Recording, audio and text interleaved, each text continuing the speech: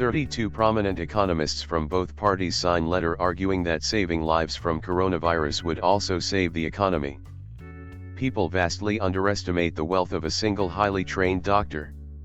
Let's just say a spinal surgeon, specifically doing the most challenging and complicated work, takes about 30 to 40 years to make a new one. All the standard schooling, college, medical school, and a full career of 7 to 10 years of building experience, before you are going to attempt a complex case.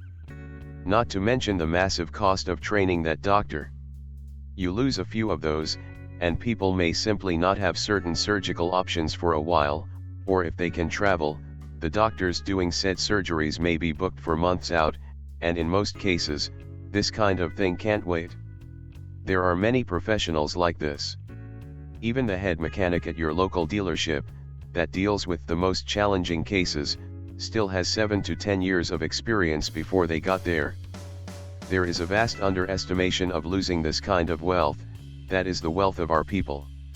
And in many cases, this wealth is transferred generationally, it may be decades before it is fully repaired. This is a great point that's rarely made. There are experts in their field that are rare and irreplaceable. Unfortunately, the US only sees wealth in the form of dollar. The US would rather have 7 doctors attempt to do the job of one highly skilled doctor instead of wasting time calling down a doctor skilled in that particular field. The Great Mythical Man Month. There's a problem common in many places where professional on-the-job training is overlooked and raise the standards too high for people with less experience. These places don't understand or perhaps don't want to treat these employees as an investment for the future. They complain that the pool of highly skilled workers is too small, but the lack of training stifles the growth of the pool for years to come. Our great project was delayed, greatest project I say, but just a bit. And you see those 9 brave women, best women in the world and I know it, with a delay of just 8 months now make one perfect baby a month. Every month that is. Reminder, policy decisions are made by politicians and we have an election in 8-ish months. Elections are often decided by how the economy is doing.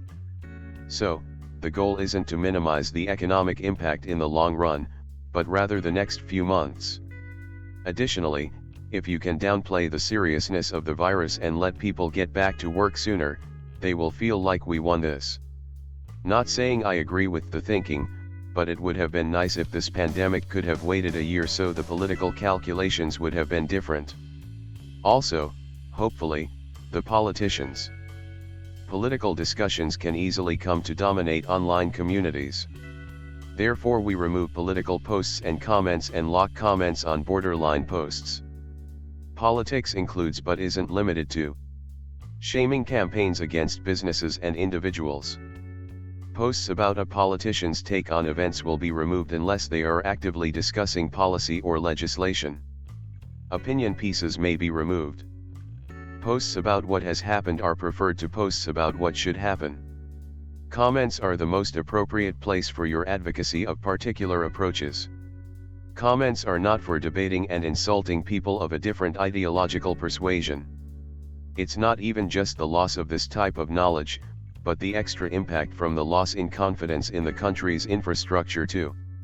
Bad enough that the highly trained doctor is now gone, but on top of that people see, hey, this really successful, highly trained medical professional died.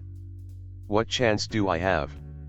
Situation applies to anyone with the type of knowledge and experience you're describing, as they're frequently going to be in some type of leadership capacity, and the loss is not only going to be in the form of knowledge, but in the demoralizing effect of losing these key people.